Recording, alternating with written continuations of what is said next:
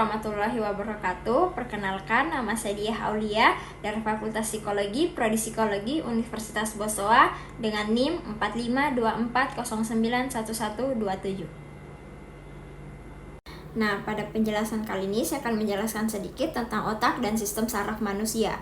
Nah, sistem saraf adalah jaringan kompleks dalam tubuh yang bertanggung jawab untuk mengkoordinasikan dan mengantar fungsi vital seperti pergerakan, sensasi, pemikiran, dan perilaku. Nah, ada dua komponen utama dalam sistem saraf. Yang pertama, sistem saraf pusat, yaitu otak dan tulang sumsum belakang. Nah, dan yang kedua ada sistem saraf tepi, yaitu saraf-saraf yang terhubung ke seluruh tubuh manusia. Nah, otak dan sistem saraf manusia adalah pusat kendali tubuh kita. Nah, otak berperan penting dalam mengkoordinasikan seluruh aktivitas tubuh, memproses informasi sensorik, menghasilkan tanggapan yang tepat. Nah, otak juga bertanggung jawab atas fungsi kognitif tingkat tinggi, seperti berpikir, memori, emosi, dan pengambilan keputusan. Nah, tanpa otak sistem saraf tidak akan bekerja dengan baik dan tubuh tidak akan bekerja secara optimal. Nah, dalam biopsikologi adalah cabang ilmu psikologi yang mempelajari hubungan antara fungsi otak, sistem saraf, dan perilaku manusia. Nah, pemahaman yang mendalam tentang struktur dan fungsi otak manusia sangat penting untuk memahami proses mental, emosional, dan perilaku manusia. Biopsikologi memiliki aplikasi praktis dalam berbagai bidang seperti kesehatan mental, neurologi, dan penghambatan penggangguan syaraf. Nah, yang bertanggung jawab untuk fungsi kognitif tertinggi seperti pemecahan masalah, perencanaan, dan pengambilan keputusan itu bisa disebut lobus frontal. Nah, kalau lobus temporal yang berkaitan dengan memori, emosi, dan pemrosesan informasi auditory. Nah, lobus paterial itu mengintegrasi informasi sensorik dan membantu orientasi spesial, gerakan, dan bahasa. Kalau lobus occipital itu mengolah dan menginterpretasikan informasi visual yang diterima dari mata. Nah, kalau lobus frontal itu berperan penting dalam memori jangka pendek yang memungkinkan kita untuk menyimpan, memanipulasi informasi sementara untuk tugas-tugas kognitif.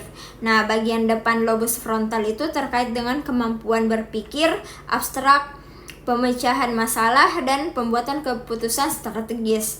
Lobus frontal itu mengandung konteks motorik dan mengontrol pergerakan serta koordinasi tubuh dan gerakan sukarela. Sedangkan lobus paterial itu berperan penting dalam proses informasi sensorik dari seluruh tubuh. Area ini menerima dan mengintegrasikan input sensorik seperti sentuhan, suhu, dan rasa sakit. Nah, lobus paterial itu membantu kita memahami lokasi benda-benda di ruang dan kemampuan spesial dan koordinasi gerakan tubuh. Area ini juga terlihat dalam navigasi dan orientasi. Nah, lobus temporal itu memainkan peran penting dalam pembentukan dan penyimpanan memori jangka panjang, termasuk memori deklaratif dan episodik. Nah, bagian lobus temporal yang disebut cortex auditory premier bertanggung jawab untuk memproses dan menginterpretasi informasi pendengar yang diterima. Nah, area Wernicke di lobus temporal berperan dalam memahami dan menghasilkan bahasa, termasuk pemahaman kata-kata dan kalimat.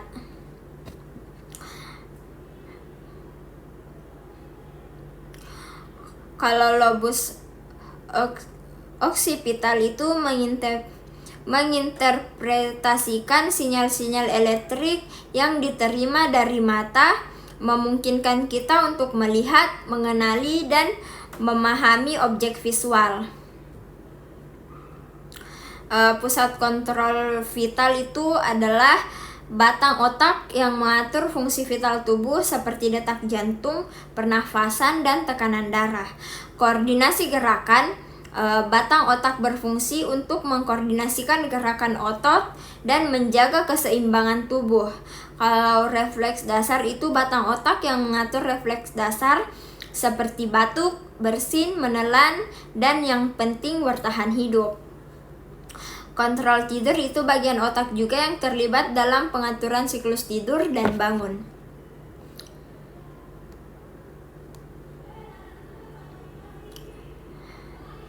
Dan ada juga yang disebut saraf kranial. Saraf kranial itu adalah 10 pasang saraf yang berasal dari otak, bertanggung jawab atas fungsi tubuh seperti penglihatan, pendengaran, penciuman, dan pengunyahan. Dan ada juga yang disebut saraf spinal. Nah, saraf spinal adalah 31 pasang saraf yang keluar dari tulang belakang, menghubungkan sistem saraf pusat dengan seluruh tubuh, mengontrol gerakan dan sensorik. Nah, koordinasi sistem itu adalah saraf kranial dan spinal bekerja secara terintegrasi untuk mengatur dan mengkoordinasikan seluruh tubuh secara efisien.